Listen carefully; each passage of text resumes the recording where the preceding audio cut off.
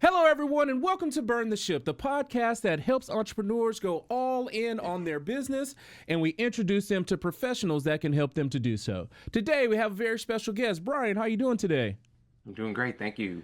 Please introduce yourself in the name of your business. I'm Brian Calvert, and I'm the owner of Business Health Market. Awesome, awesome. We look so much forward to hearing more about your business, but we want to learn a little bit more about your journey. And Brian, we understand that time is one of our most valuable resources, so go ahead and jump into it. Well, I started off my career in the corporate world right after college, and I ended up in the shopping center industry. I started out as a leasing agent. I worked my way up to a mall manager, and I ran shopping centers for almost 20 years. It was a great experience. I've done every job that there is in a shopping center along the way. I'm a certified mall rat, would like to say. That allowed me to get a lot of experience in budgeting and finance and people handling, right, as a manager and an owner. So it was great. It built my stamina in the business world, but sometimes things come to an end, and that happened not too long ago. Yeah, that's interesting. Now, a mall manager, is that something that you majored in? How did you fall into that career? Now, if you can believe it, I was an engineering major in college, and Okay. being a people person, I got into that field because my younger years, I worked in the mall, of course, like many did back in the, I guess we call it the 90s because I'm dating myself. But, and the manager of the mall at that time took a liking to me, knew I had a business acumen, and basically through referrals, I got that career going. And I never anticipated it, but that's just sort of how life rolled. Now, with that particular experience, what is one of the craziest stories that you had looking at the mall? Because what is that, 30, 40, 50 stores? Oh, hundreds, Hundreds of stores. Okay. often almost 100. Yeah. Oh, yeah. Okay. Yep. Okay. Yeah. Depending on the size. Yeah. We've had some wild things happen, not from a business perspective, but Yeah. back in the day, the malls used to have an Easter bunny setup, right? Mm-hmm. Or a Christmas setup. So once we had an Easter bunny setup where the workers that wore these Easter bunny costumes were often young and weren't paid well, and he decided he wanted to go home. Okay. So one time these people went down to get some pictures with the Easter bunny, and the suit was just sitting there in their chair empty, like it Oh, was just like a limp no. suit. You can imagine I had some explaining to do to the parents of that day. Yes, yes, yes. That sounds like a crazy story, but that is part of what you had to go through as your experience as a mall manager, making sure to come up with solutions for different situations that happen. So you were mall manager for many years. Then what was your next steps from there? Well, about let's see, 7 years ago now, as we know, malls have been kind of dwindling. The amount of malls in an area were dwindling due to Amazon and all the other factors. So there came a point where, the lender of the mall was kind of taking over the property, and I had an option to, buy out of my position and do something that I truly wanted to love. And at that point, I had a good friend of mine who had already been in the business I'm doing, which is health insurance, which I'm sure we'll get into. Mm-hmm. And I took the leap and I opened my own health insurance agency and haven't looked back since. Yeah, that makes a lot of sense. Now, when that time was happening, you saw that, things were dwindling down. The lender came and became part of the equation. Was there a specific event outside of you seeing the end that happened that made you say, you know what, I am going to burn the ship and go all in on my new entrepreneurial experience? Absolutely. The job hadn't become fun anymore, which kind of happens in a lot of corporate, right? But mostly it had to do with budgeting. When you have budgets that are dropped 30, 40, 50% because the sales of these stores that feed the rent and all those things in there come, you got to make some really tough decisions. And sometimes they're not fun. Your own staff, I went from 70 staff down to 40. I had to let people go. We just had a lot going on that I just didn't become fun. And that kind of, like many, is usually the catalyst to say, well, what should I do different? And I was kind of forced to by that situation. When they took over, the lender took over, it just sort of forced my hand, and I'm glad it did. Yeah, yeah. I mean, there are seasons, and that season was great. And, then it came to an end. And we're looking so forward to learning more about your new season. So tell us all about that new business that you jumped into about 7 years ago. So Business Health Market is a full service health insurance agency. We do everything from individual insurance, group and employee benefits, right up through med. So literally the whole life cycle of insurance. So we can handle John Smith who wants to go in the marketplace, We could handle a big corporation with hundreds or even thousands of employees, and we can help people transition to retirement and sail off into the sunset. Yeah. Now, is it one of those things where there's any geographical restrictions on how you can help these individuals and groups? There could be in our industry, but for me and my team, we basically can work in all 50 states. We're really only limited by how the state plays. Like, as you can imagine, some states play nice and some states don't when it comes to regulations regarding products like this. So, Mhm. it's really more about how much do I have to offer, not if I can offer it. Okay. Now, I know it is a litany of insurance options that are out there. Can you please highlight one of those that you feel as if you can just provide a better option than others? Yeah, for specifically, one of the products that we handle is specifically designed for entrepreneurs or self-employed 1099 excuse me, 1099 contractors even. So we have some products that, really help a single person that's successful in their business or just starting out a business enter the health insurance world to offer benefits or health insurance to their employees.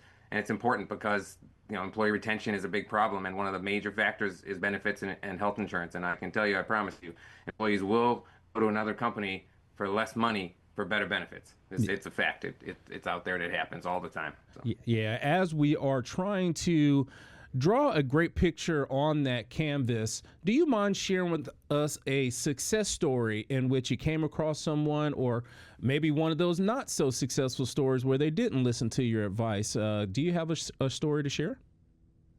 Yeah, I mean, just last week I talked to a guy in Connecticut. He only had 6 employees and he was in a type of product that was really expensive. And he thought for sure there was nothing else out there. And he just, for year after year, just kept accepting that renewal. So I went in and I found him a different type of funding insurance product, excuse me, different Mhm. type of funded insurance product. So we're talking about a company of 6 people. That's it. I saved him $15,000 a year on 6 people, which for that small company was tremendous. Now, what is he going to do with that money? Is he pocketing it? Maybe. But what he told me he's going to do is he's going to put that money back into his business, help him market to get more business and help hire more employees. So, it's all how you use it, but he was absolutely thrilled to save that money. And by the way, the employees saved almost the same that were paying their portion of the insurance as well. So it was a huge win and we were thrilled. Is that always the case? Am I going to save 40, 50%? No, but I Mm. can tell you that if I can't find a product and I'll point you and say, hey, where you're at is the right place and that's where you should stay. Yeah, I love that attitude that if I can help you, great. If you're in a good spot, I'm just going to let you know and not just try to sell your product. So you're under my umbrella. Now, you've done a lot to explain what the ideal client or clients or groups looks like.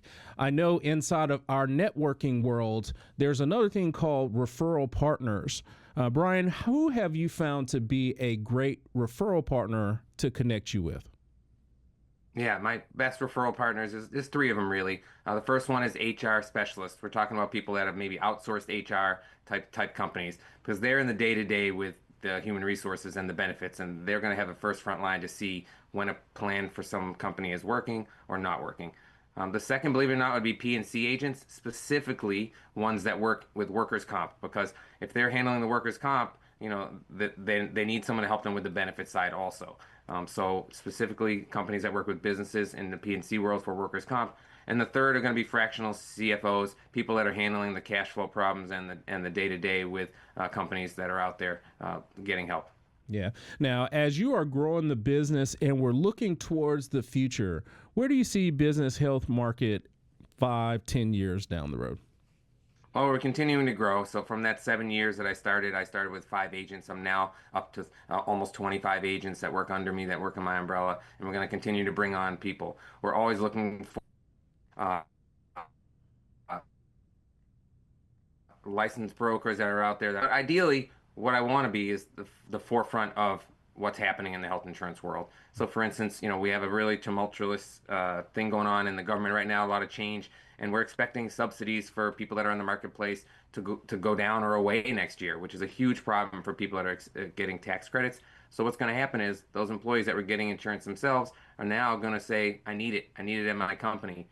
So they're going to come to people like us to help them navigate that, so we can get them benefits for people. So it's going to be an interesting next fourth quarter, let's call it. So. Yeah, yeah, we're going to have to see it, but I'm pretty confident you can navigate your way through that. You have made it 7 years. That is a good time in the business because, those first couple ones are usually the toughest, and you're seeming to getting past that and on to the next. And with your experience in the mall, your experience in your own entrepreneurial journey, Brian, I am confident that you have acquired and nurtured some different business skills and best practices that have helped you to be successful. Do you mind sharing with the audience some of those successful best practices that you have implemented? Absolutely. And you're right. During the mall time, even though I was a manager, one of the things I loved was when a company came to me and said, I really want to open a business and I want to open it in your mall, but I don't know where to start. So I would help people start a business plan, get their business licenses, and all those things to help them grow and nurture that business. It was a double-edged sword. It helped me because I had a stable client, a tenant in the mall, but it helped them because I saw someone that went from a family-owned business to starting employees.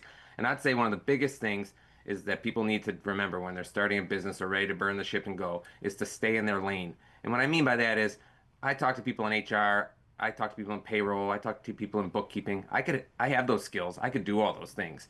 But what I do is I stay in my lane. My lane is health insurance. That's where I'm going to stay. And I think as people start to take those peripheries and those extra things into their business and take on too much, I think sometimes they lose the focus of what the core of their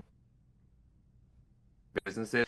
And sometimes it's out of necessity because, listen, we need money, we need to have profits, right, to pay our bills. Mm-hmm. But I think if you can stay in your lane and get trusted advisors on the other portions, for instance, you and I know lots of people in all those fields I just mentioned through our networking groups, right? Let us find those people for you to do the work and you stay in your lane. I think that's the right track personally. Yeah, that makes a lot of sense because, you got into that business for whatever that focus was, if it's baking cookies or if it is building widgets, and then you know how to do that best, and some of those other business skills and solutions aren't there naturally. So go ahead and delegate it and get it done. Stay true to the core, and then you can keep your business going. That's a magnificent tidbit that you shared. Now, with the business in itself, we've talked a lot about your journey. We've talked a lot about business health market and how you're helping with those insurance products. But I want to turn the corner a little bit and talk about Brian. So let's just say that, you continue to add those agents, those brokers. Time and money is not an issue. What is it that Brian would do with his time? There's no question you'd find me either on a beach or a lake. I'm a water baby. I grew up in Massachusetts. I love my time on a boat. I grew up near Cape Cod, and there's no question my time would be spent on a beach or a lake, and then spending time with my family, children, maybe some grandkids down the road. Not quite there yet, but it'll come, right? Yeah. So that's no question where you'd find me. Probably watching some sports too, but who doesn't do that? Now, out of all the beaches and lakes that you have been to before in the past, what would you say is your favorite one, Brian? My absolute favorite place in the world is St. John in the U.S. Virgin Islands. It is absolutely stunning place, quiet, doesn't have a lot of high rises. They have only small buildings. It's what they call island time. And yep, I could get lost down there for years and months. You wouldn't find me, I don't think. That's what I like to hear right there. Sand in them toes. I love it, man. Now, if the people that are watching today, Don't do it before that, just working there. Yeah. Hey, listen. Sorry about that. No, you're good. You can always do things virtually. You see how we're doing this now. Like I said, we're got many miles in between us, but we're right here. So maybe you're going to relocate. Let me know so I can come down and do a face-to-face one-to-one with you. Now, if the people that are watching today have questions about how to get some of those insurance questions answered, they want to learn a little bit more about the business skills that you shared, what's the best way for them to get in contact with you, Brian? Well, they can always find me on LinkedIn, Brian Calvert or Business Health Market. You can email me, brian@businesshealthmarket.com, or you can go to our website, www.businesshealthmarket.com as well. We have forms on there just to sort of reach out and schedule some time, but we also have full forms with censuses and all the sort of stuff you need to start the quoting process to get that journey. Awesome. Now, we always appreciate our guests coming on and sharing. It's not always easy for you to talk about some of those ups and downs that you've had in the past, and we truly appreciate you doing that today. And we want to honor you today by giving you the last word. So please look into the camera and tell the people something good. All I can say is just do what you love, and everything kind of works out. And I know it's really cliche, but it's true. You know, if you feel good every day and you dress the part and you look the part and you show up and do what you love, I think life's going to go great. Awesome, awesome. So you guys stay true to the core and love what you're doing. And Brian is saying that you're going to have tons of success. So thank you so much for coming on the show today, Brian. Hey, thanks for having me. I really appreciate it. Absolutely. And to everyone that is watching, be kind and thanks.